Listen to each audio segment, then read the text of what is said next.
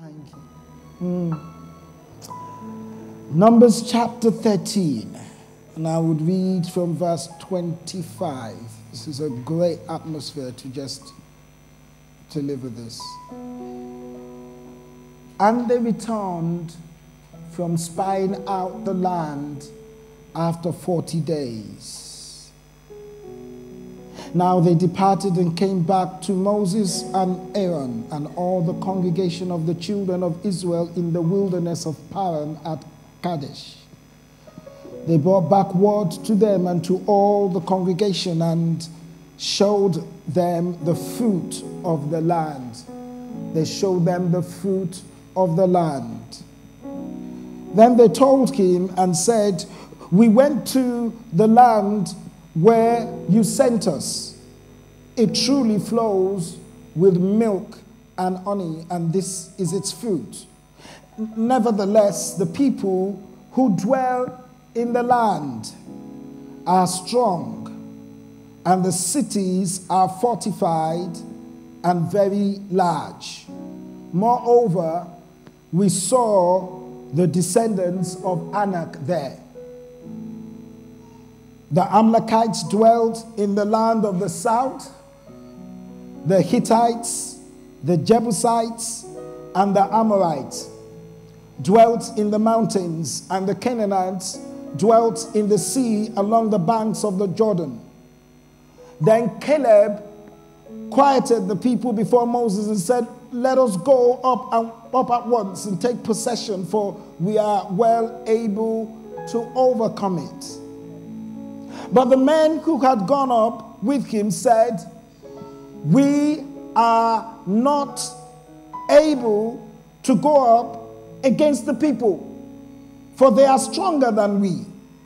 And they gave the children of Israel a bad report of the land which they had spied out, saying, "The land through which we have gone as spies is a land that devours its inhabitants." How can a land eat up its inhabitants? "And all the people whom we saw in it are men of great stature." There's only one family that was poor. "There we saw the giants, the descendants of Anak, came from the giants, and we were like grasshoppers in our own sight. And so we were in their sight." But they didn't see them. How can you say you are like a grasshopper when you are a spy? He says, listen to this. He says, "We were like grasshoppers in our own sight." Oh, I accept that. It's something not right. "And so we were in their sight." That's not possible because they're spies. They didn't see them.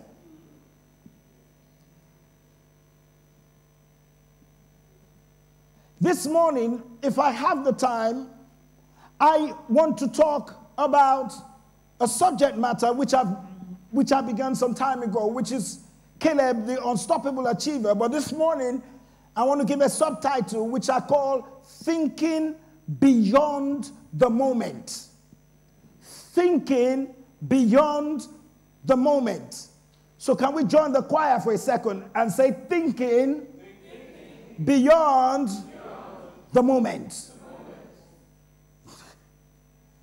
Okay, those upstairs, can you shout it after me? Say, "Thinking beyond the moment."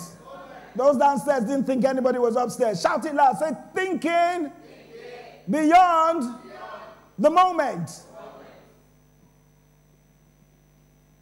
Hebrews chapter 12, I'm going to read the Message Bible. It says, "Watch out." Chapter 12, verse 16. It says, "Watch out for the Esau syndrome. Trading away God's lifelong gift in order to satisfy a short-term appetite." You well know how Esau later regretted that impulsive act and wanted God's blessing. But by then, it was too late. Tears or no tears.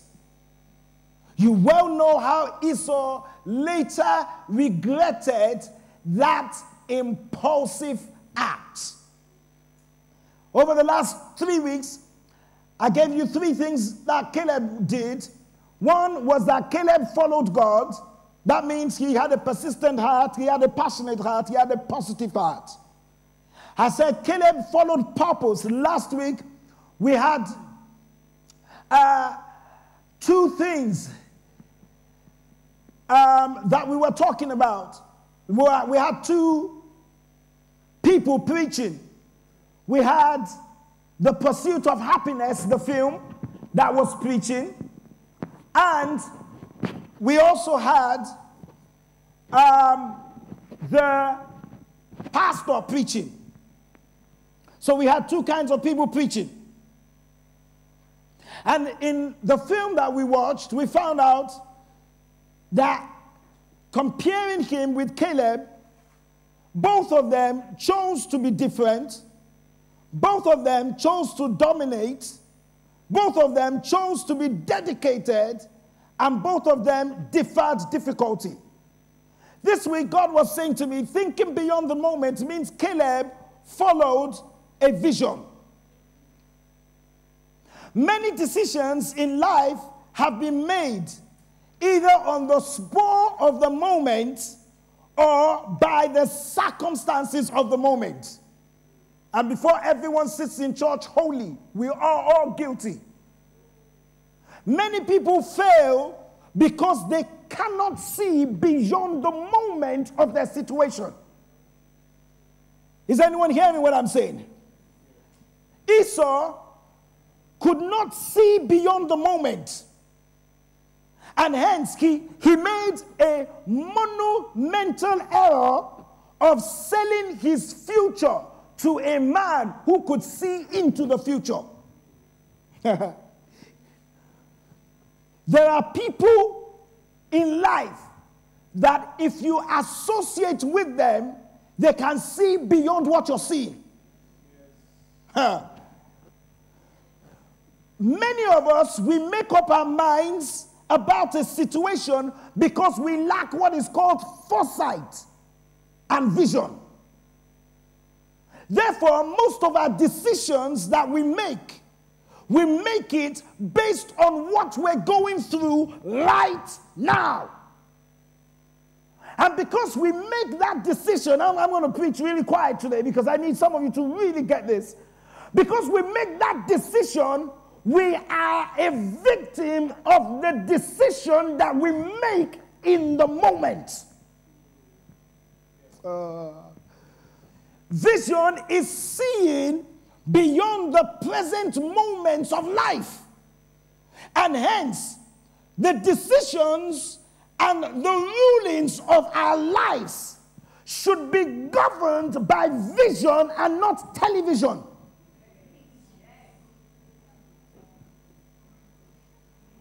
Pastor, I think you just said utter nonsense. Okay, let me say it again. Your life must be governed by vision and not television. Television gives you the spur of the moment. You watch it, bam, it's gone. Vision ignores the things that happen right now and looks into the future and says, I can make a decision right now based on what I'm thinking and what I'm going through. Or I can choose to delay my decision because I know that where I'm going through is more important than what I'm going through.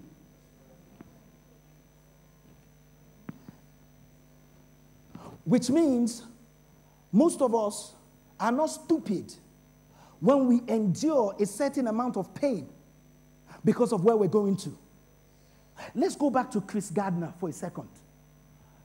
In the film we watched last week, Sunday, when we were doing both, did you not see where he was making a narration and said sometimes you get into a place where you're unappreciated, underrated, underpaid, where he's sitting down, Chris, tea.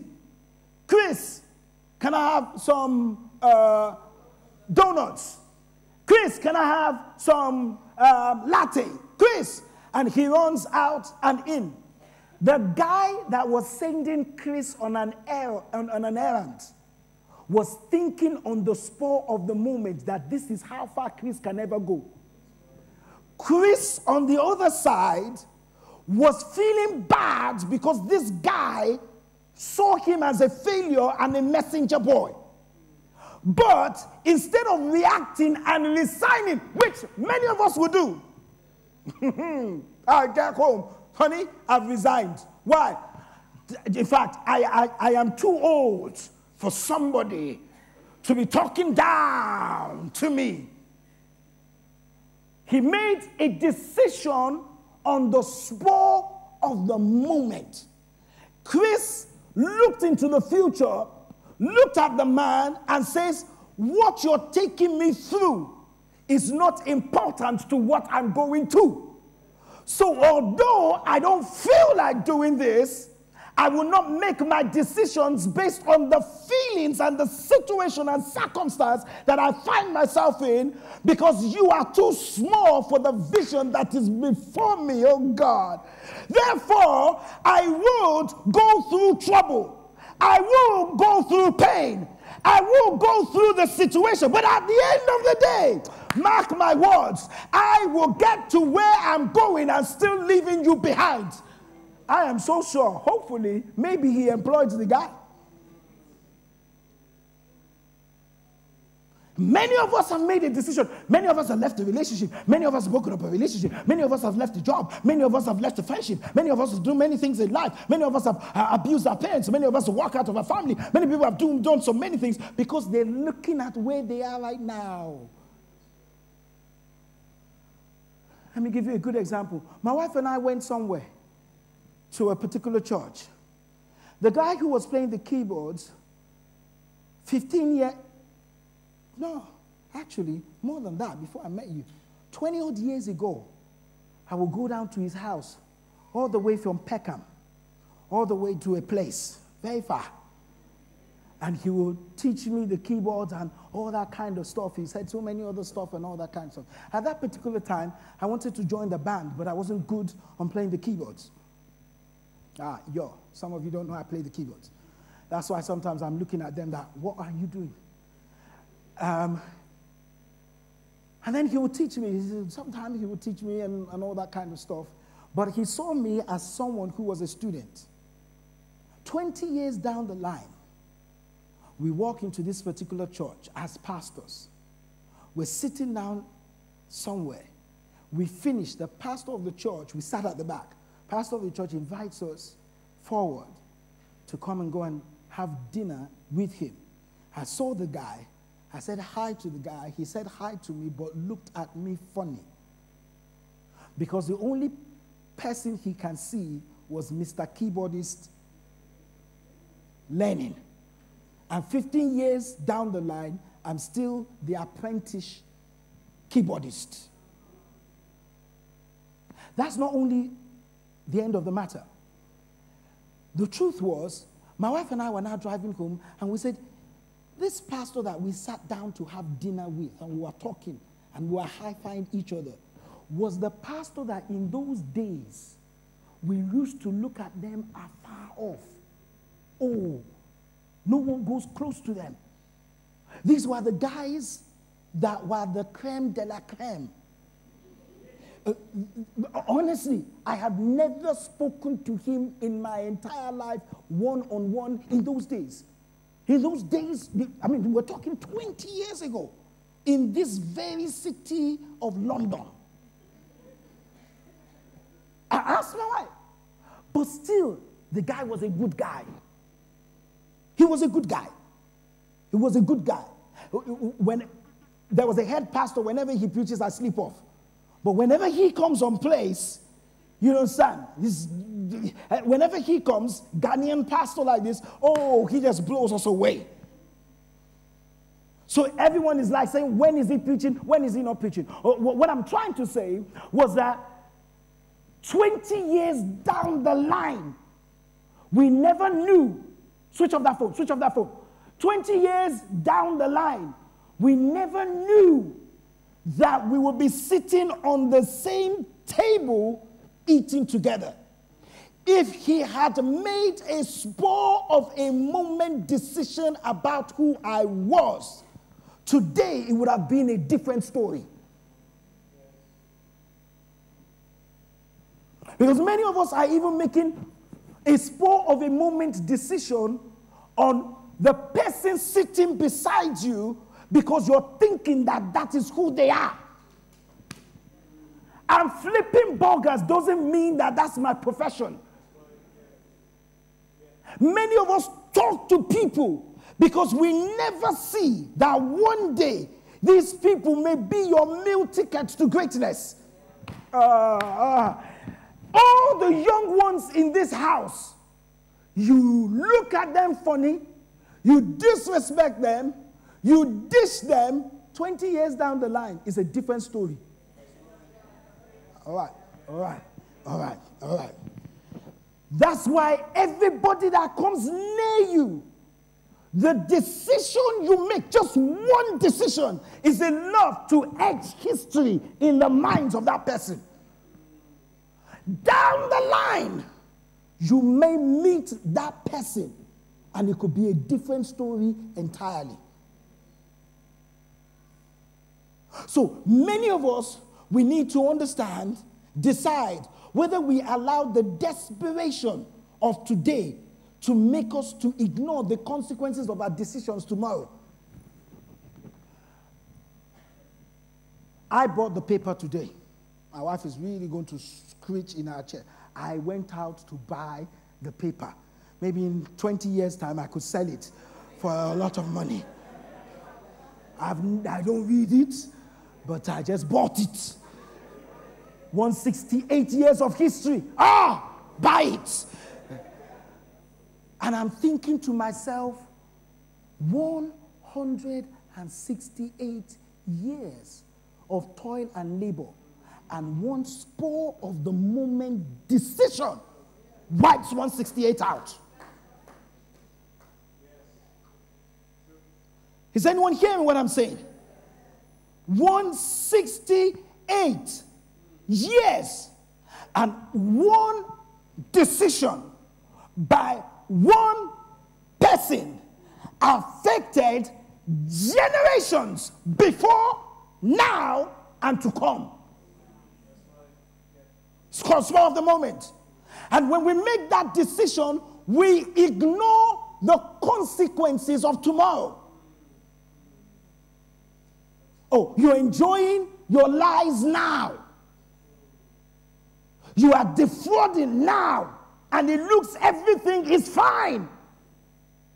Everyone applauds you for the money that's in your account. Everyone applauds you for the wig you put on. Everyone applauds you for the clothes you're wearing. And to you, with your lying, stealing, and cheating, you still have the audacity to look down on someone else without realizing that the Bible says there are some sins that go before you, and there's sins that follow you up. One single moment of decision that does not think into the future but makes a decision on the present can definitely wipe an entire generation out. Go and ask David. Just that spur of the moment decision.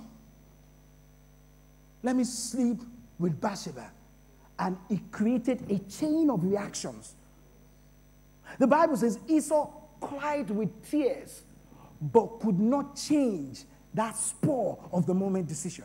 Pastor, what are you saying? When we look at the life of the Israelites, what wiped the Israelites out was not the hunger for food. What wiped the Israelites out was not the issue of making another idol. That was not what wiped them out.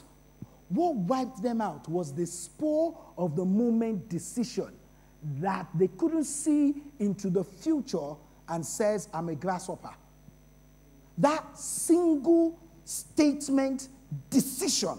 And when you go into Numbers chapter 14, it says, they said, let's us go back to Egypt. That decision alone destroyed their lives. And many people sitting down here are making decisions on the spur of the moment. Erratic decisions. Decisions that will cost you in the future. Impulsive decisions. Thinking in the sphere of the moment, but not out of the moment. Many people are eating up their children's education. Did you remember there was a time where there was a boom? Many people were buying out properties like no man's business. Left God behind. Didn't even consult God whether to buy it or not. Didn't even pray. And when the bust came, you saw them in church. They were not thinking beyond the moment. Joseph saw into the future and said, if you eat up all your money now, there will be 7 years of drought, both on the Christian and the unbeliever. The only people who will be able to survive are those who thought beyond the moment. And that's the reason why many of us can't achieve what we need to achieve, because what we need to achieve cannot be achieved because you spent out what you needed to achieve it. You're just disabled because at the prime of your life that you need to do certain things, and I'm speaking to the young ones now, where you have the opportunity to achieve what you need to achieve, you have made a decision on the spur of the moment. Your mother said you should clean the room, but because you were in your university last year, you now thought to yourself, Mom, or your mom said you need to cook the food for the family. You're saying to yourself, Mom, I'm busy. I've got an exam. I'm stressed. You got an exam and you're stressed and you can't cook. So what happens when you now get married and you've got an exam and you've got to cook and you've got to take the child to school? What are you going to do? Divorce?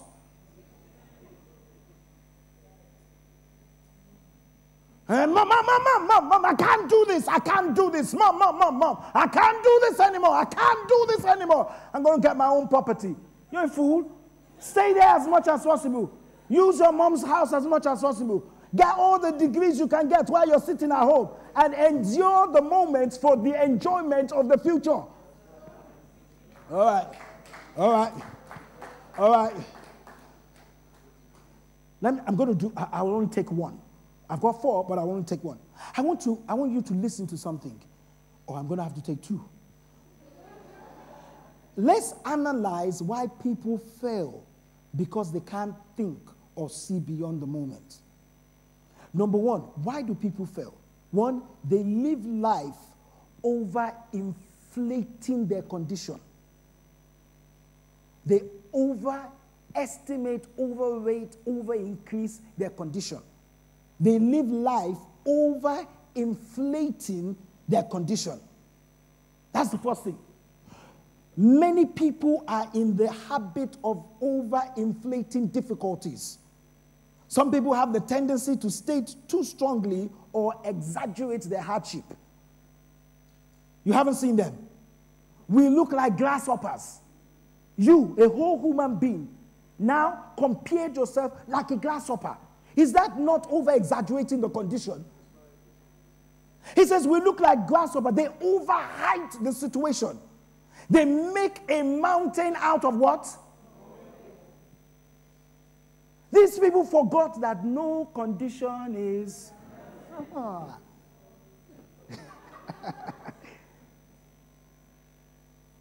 If you've been in this church for a while, you will understand that there are 3 kinds of problems. Number 1, regressive problem. Number 2, stagnant problem. Number 3, progressive problem. There is a regressive problem. There are problems that keep taking you back. That's why they wanted to go back to Egypt. There are problems that keep you in a holding pattern. Like when we were in Interchange Studio. All the problems we were having made us stay where we were. When we decided to move, we faced difficult problems. But the only thing that kept me cool was it's a problem of progression. You will never face that problem unless you decide to take a step. So Chris Gardner needed not to face sleep in a toilet if he just had a stagnant problem. And that problem was all he needed to do was to find money to keep paying the bills for where his situation was. But he decided, in the pursuit for happiness, if you haven't watched the film, he decided, I can't keep selling this bone machine. I need to make something out of my life. And that decision took him to sleep in the toilet. But while he was still in the toilet, that's the thing I love about attitude. He never for once said to anybody what he was going through. Did you see him complain? The only time you saw him complain was when he was kicking the door. Give me my $15. Give me my $15.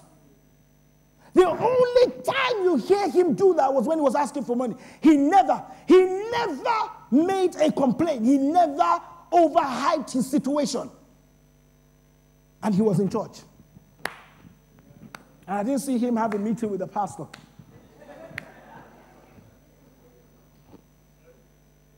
His mindset is saying, everybody goes through problems. Do you know that the book of 1 Corinthians chapter 10 verse 13 says, realize no temptation that has taken you, but such as is common to man. So can I ask you a question? What are you going through? The major thing the devil makes you do is to think that you're the only one going through that problem. Oh, please, come and sit down with somebody else. And then you will understand how your problem is minimal compared to someone else.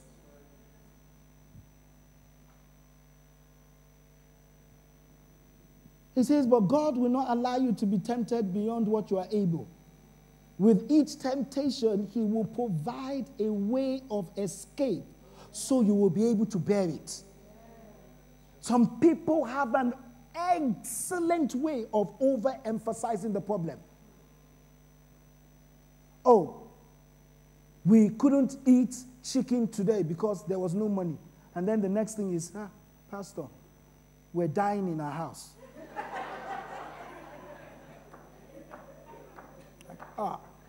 It's really bad. Do you know that even tuna fish we couldn't afford?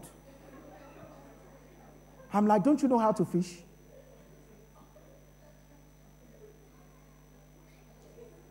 Did you know I sit down with people and when they're telling me what they're going through, I'm like, come on. Is it that, Pastor, it's bad. It's bad. One person sat before me and said, Pastor, I don't know how you'll be able to handle this.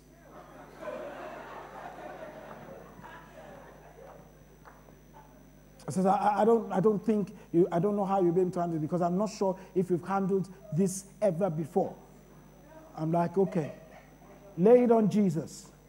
Lay it on Jesus. When she said, or he said, or Shim said,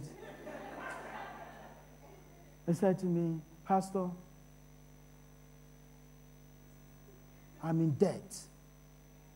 I'm like, how much? Says, 6,500 pounds. I'm like, it's true, I can't handle this.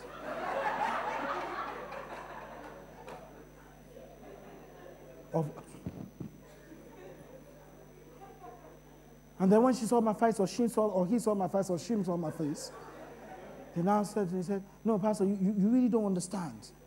The bailiffs are knocking on the door. I'm like, are you walking? Yes. I said, tell me more. And they went on and on. You know, and sometimes when I'm tired, I just allow you to talk. And for 20 minutes, they were just going on. I'm like, this person has no way on earth seeing that they can get out of debt because they have overinflated the situation. Do you know when people will come to you and they will say to you, Pastor, I'm in serious trouble. My whole life has fallen apart. Every single thing is going wrong. What? I'm in financial trouble. Now, can I ask you a question? How can your entire life fall apart on one aspect of your life? What we tend to do is we tend to compound or accumulate the problem.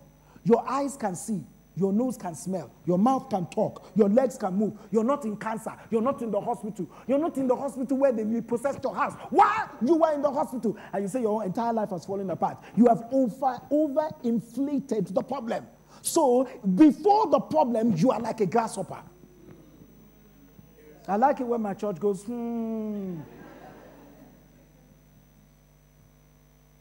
The more you put the problem under the feet of Jesus, the more the problem becomes subject to your authority.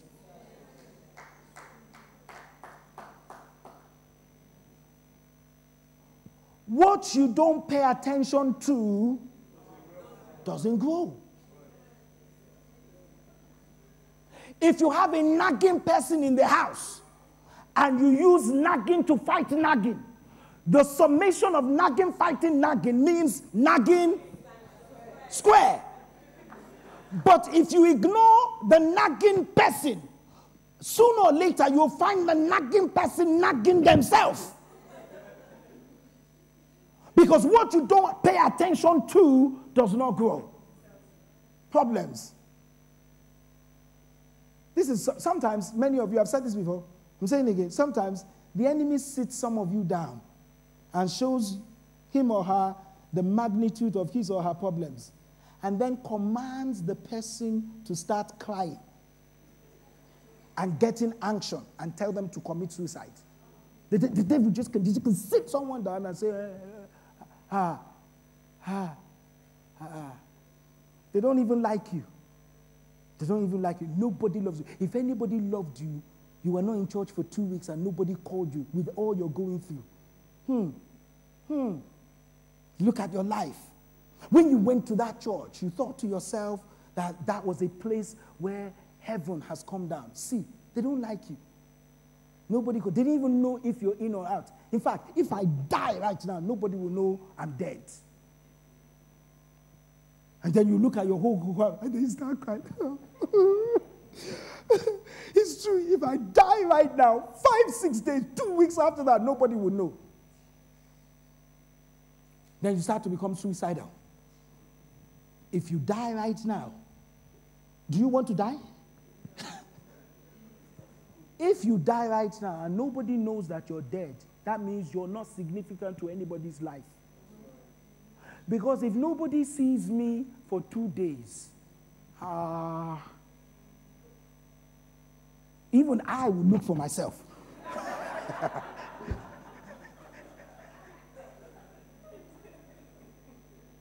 I was teaching some guys yesterday and I said, one of the basic things you have to learn in dealing with a problem is you have to have a sense of humor. You've got to laugh at problems sometimes. Just laugh. You've got to know how to laugh. Even when you're having a conflict. Sometimes when my wife and I are having a conflict, we laugh. Let me give you number 2 and then we close. We'll take the other 2 later on. Why do some people have or think in the moment and not beyond the moment? Number 2, and this is where we're going to close. They live life with no vision. Which means they are stuck in the past. Israel, except for Caleb and Joshua, was stuck in the past life of Egypt. This is going to be good. They kept saying, the devil you know is better than the one you don't know. How many of you have said that? I don't want to know no devil. They said, Egypt, we know the devil in Egypt. At least they will beat us. They would use us. They would abuse us. They would reuse us and recycle us. But at least we will eat. they knew that devil. And they were stuck in the past. This where the place where we're going, there is fruit, but there is death. How do you know? Have you tried? So, in Numbers chapter 11, verse 5, they said, we remember the fish that we ate freely in Egypt. I remember when I was going out with that girl. That girl that gave you too much issues, you remember now that you're married. The cucumbers, the melon, the leeks, the onion, and the garlic. You know, sometimes when you're going through problems, you understand, you start to have a very distorted idea. He says, but now our whole being is dried up here. If you're dried up, you won't be able to talk. There is nothing at all except this manna before your eyes. Now, can we weigh this? Before you eat garlic, melon, they didn't even say jollof rice, fried rice, potatoes, mashed potatoes, fried potatoes, eggs, and put some sausage upon it and just layer it with some nice baked beans. And then after you finish, then settle down with a nice looking ice cream or Magnum, and then leek, garlic, onion. And you had to be beaten to eat that, and then you had manna free.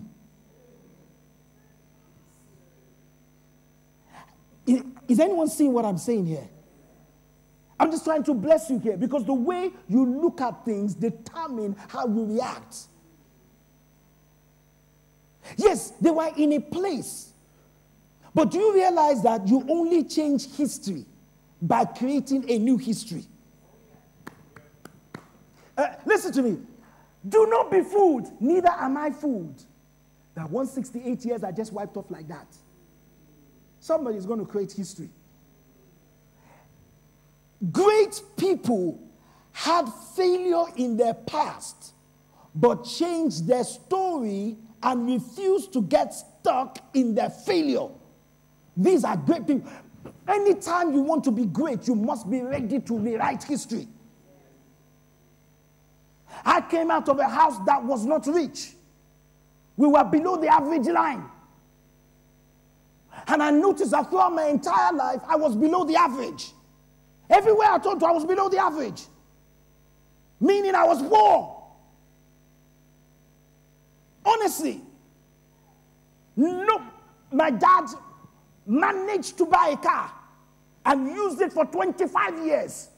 And a car 25 years in this country is different from a 25-year car where many of you come from. We had nothing. One of my friends came to my house here and said, when I invited him to come and sleep in my house, he had nightmares.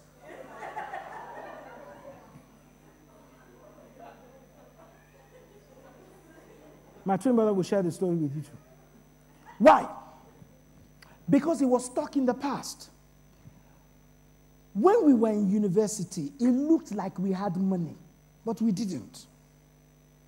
We only lived off other people.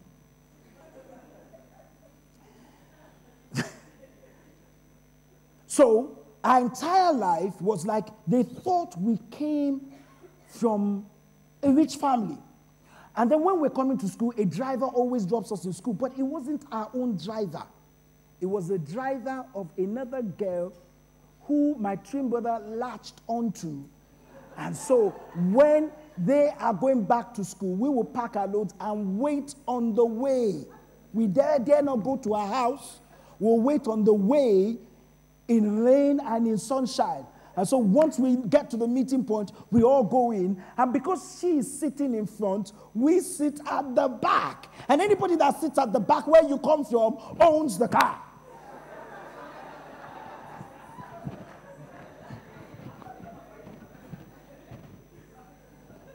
So apparently, this guy now came to see us where we were living.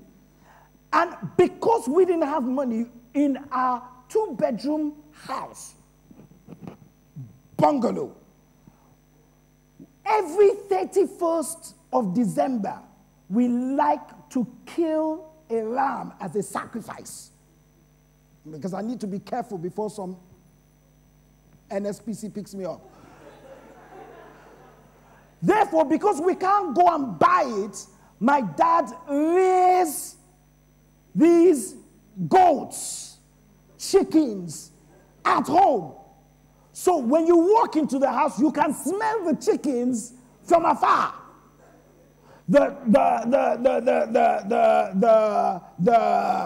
The setting we sit in was torn.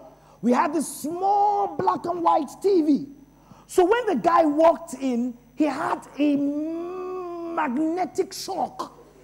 Like, are you sure this is your house? He told me 17 years after. So in his mind, when I told him to come to our house, he was still looking at the two, even my dad had left the place, but he was looking at the 2-bedroom, and he sat me down and made this confession. Why did I tell you that? I'm telling you that because we didn't just jump to where we are right now. I'm telling you that many of us sitting down have gone through failures to arrive at where we are right now. So if you're still stuck in the past while you're going through your failure to your success, you will never make progress. Because the ability to live victoriously and the ability to achieve something is more tedious than sitting where you are.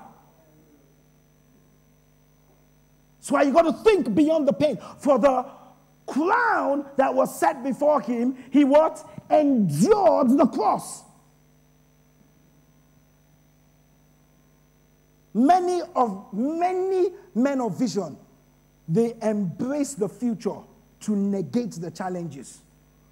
You got to see it. You got to see it. Why am I doing what I'm doing? Not because I want to do it, but because of my children. Some people are making sacrifices. They could have lived a better life, but they know that if I live a better life, it will be at the detriment of my children. So I'm going to stick it through to create a future for someone. But many people say, I got to live my life. I got to live my life. I got to live my life. I cannot. God did not anoint me and call me to suffer. Who did he call to suffer? And listen to me. Some of you go into business. You see the trouble. You see the trials. And then you give up. Who has ever been successful and hasn't gone through trouble? So let me give you 10 people that can help you in this situation. Business gurus, these businessmen and the companies they founded are totally known throughout around the world. But as their stories show, their beginnings were not always smooth, but they refused to give up and refused to get stuck in their past failures. So I've got 3 minutes, and here we go. Henry Ford. How many people know Henry Ford? It was the first car I was able to buy here.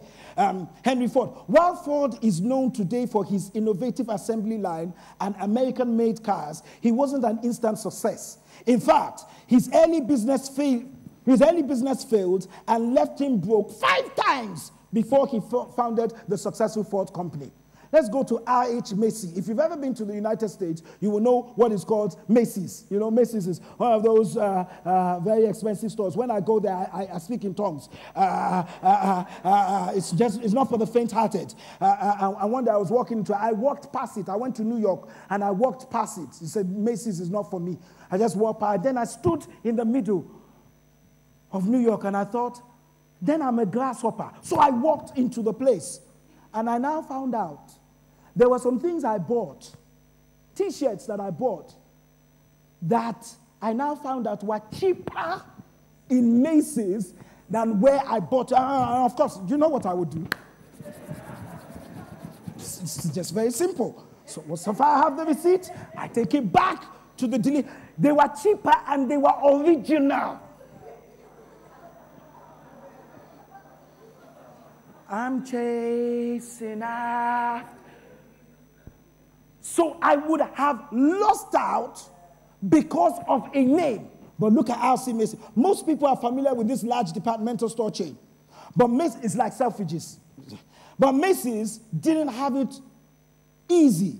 Macy's started 7 failed businesses before finally hitting with his big store in New York. Let's talk about Soichiro Honda, because the Honda you're driving is a person's name. Right. It's a person's name. The now billion-dollar business Honda began with a series of failures and fortunate turns of luck. Honda was turned down by Toyota. Toyota Motor Corporation for a job after interviewing for an engineer. Most of you are committing suicide because you got a no letter.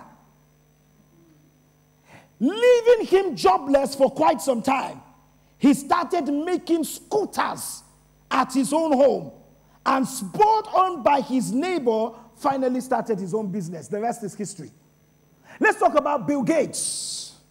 Gates didn't seem like a shoe-in for success after dropping out of Harvard and starting a failed first business with Microsoft co-founder Paul Allen. The first business they started was called Tafo Data. While his early ideas didn't work and IBM turned him down, Gates later walked through pain to achieve the global empire called Microsoft. Let's talk about Harland David Saunders. Do you know him? If you don't know him, you are spending money with him. It's called KFC. Perhaps better known as Colonel of Kentucky. Saunders had a hard time selling his chicken at first. In fact, his famous secret chicken recipe was rejected 1,009 times. And here you see Pentecostal Christians crying before a restaurant accepted it. Now, let me talk about my friend where I just came from, Walt Disney. Today, Disney rakes in billions from merchandise. Movies, theme parks around the world. But Walt Disney himself had a bit of a rough start. He was fired by a newspaper editor because he lacked imagination and had no good ideas. Oh, my teacher said I will amount to nothing, and therefore you are nothing. Wake up, girl. Wake up, man. You can do all things. The editor said he lacked imagination. After that, Disney started a number of businesses that didn't last too long and ended up in bankruptcy and failure. This is what I loved about it. They said he kept plugging along. And one day, he found the recipe for success.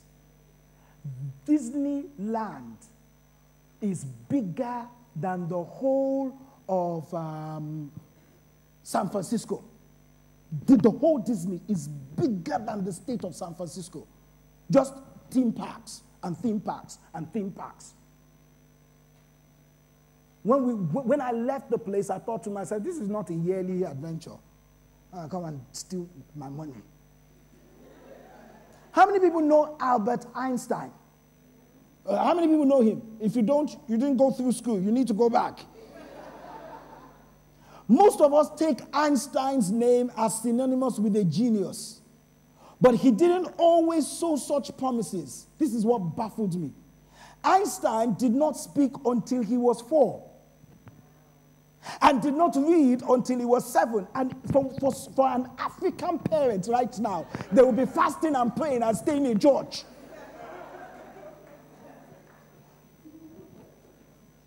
Do you want me to read it again? Wait, you see, I'm pastor. I'm running nowhere. Go and check these facts out. He couldn't read until he was 7, causing his teachers and parents to think he was mentally handicapped. Jesus. Oh. Parents, stop agreeing with their teachers. If the teacher says they can't do anything, say to them, I know he will do better than you think he will do. Just leave him. But then the teacher will say something, and then you get to, hey, you foolish boy, you disgraced me. You're not seeing beyond the moment. Maybe he's not wired up that way. Find out where his genius lies. Use it. Because the teachers are not prophets of the future. You hold the prophecy of your son in your lips. His teachers and parents made them think he was mentally handicapped. He was slow and antisocial. Eventually, he was expelled from school and was refused admittance to the Zurich Polytechnic School. It might have taken him a bit longer, but most people would agree that he caught on pretty well in the end, winning the Nobel Prize and changing the face of modern physics. Now, how many people have taken physics in school? If you didn't, it was because it was hard. That's why you didn't. But some of us who took physics in school know how hard it is. I don't know how a mentally retarded person can now be a genius in one of the most difficult subjects. Let's talk about Thomas Edison. In his early years, teachers told Edison he was too stupid to learn anything. Work was no better, as he was fired from his first 2 jobs for not being productive enough. Even as an inventor, Edison made 1,000 unsuccessful attempts at inventing the light bulb. Of course, all of those unsuccessful attempts finally resulted in the design that worked. Let's talk about Winston Churchill, the Nobel Prize winning, twice elected Prime Minister of the United Kingdom. Wasn't always regarded as he is today. Churchill struggled in school and failed the 6th grade. After school, he faced many years of political failures as he was defeated in every election for public office until he became the Prime Minister at the ripe old age of 62 years. And of course, he saved Britain and the United States from... Excellent. You did history. How many people know the name Jerry Seinfeld? If you don't, check it out. Just about everybody knows who Seinfeld is. He's a comedian. But the first time the young comedian walked on stage at a comedy club, he looked at the audience, he saw the giants, he looked like a grasshopper, he froze, and he was eventually jeered and booed off the stage. Seinfeld knew he could do it. So he went back the next night, completed his set to laughter and applause, and the rest is history. You got to do it. How many people know Steven Spielberg? Now, let's talk about his history. While today, Spielberg's name is synonymous with big budget, he was rejected from the University of Southern California School of Theater, Films, and Television 3 times. 3 times. He eventually attended school at another location only to drop out and become a director before finishing. 35 years after starting his degree, Spielberg returned back to the school in 2002 to finally complete his work, and he earned his BA degree. Of course, they've already given him a doctorate degree, but he just went back to show them that I can finish school. He was rejected 3 times. Did he die? Did he overinflate his problem? Did he tell himself he's useless? Did his problems kill him? Your problems sometimes will make you strong. I want to start by talking about J.K. Rowling. In as much I may not agree with most of the things, but let's talk about her. Rowling may be rolling in a lot of Harry Potter's dough today. But before she published the series of novels, she was nearly penniless, severely depressed, divorced, trying to raise a child on her own while attending school and writing a novel. So she had problems, but she kept going on. Rowling went from depending on welfare to survive to being one of the richest women in the world in a span of 5 years through her hard work and determination. For some of us who are at least a bit older, did anyone hear about J.K. Rowling's 10 years, 11 years ago? It's just recent. She was penniless, but she still went to school. And of course, Michael Jordan. Most people will believe that a man often lauded as the best basketball player of all times was actually cut out from his high school. He didn't realize that they rejected him in his high school for basketball. Luckily, Jordan didn't let this setback stop him from playing the game. And he stated, I have missed 9,000 shots in my career. I have lost almost 300 games. On 26 occasions, I have been entrusted to take the game-winning shot, and I missed. I failed over and over and over again in my life, and that's why I succeeded. Forgetting the things that I'm pressing towards. Why did I spend my time saying all of this? It's because I want you to realize that what you're going through is not unique. It's common. Keep plugging away. You started a new thing, nobody comes to support you. Keep plugging away. The road to success is always lonely. You got to keep going. You got to keep going. There's no magic thing. Look, ladies and gentlemen, I know some of you don't agree with me. I believe in the supernatural, and I'm going to be preaching about the supernatural and the blessings of God, the endowment of God, the anointing of God. I'm going to preach it. But come on. How many people in how many churches where they're sitting down this Sunday morning and they're pouring the anointing upon them are successful? So if it's all about anointing and praying and stardust and gold dust, and anointing on, and taking off my jacket, and throwing it all around. If it's all about that, we should all be millionaires by now. Should I try that? Maybe you can walk here. What I'm saying to all of us is that we need to be intellectually astute. We need to have wisdom with the word of God. We need to put our steps on the way. We need to put our hands onto hard work. We need to be imaginative. We need to be creative. We need to kill those giants. We need to rise from a grasshopper to a giant killers. And as we're doing that, then God's blessing will come upon us and then make what is natural supernatural.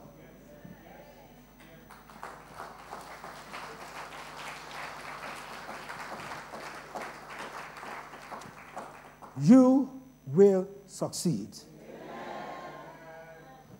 Let me talk to those upstairs. You will succeed. Just don't give up.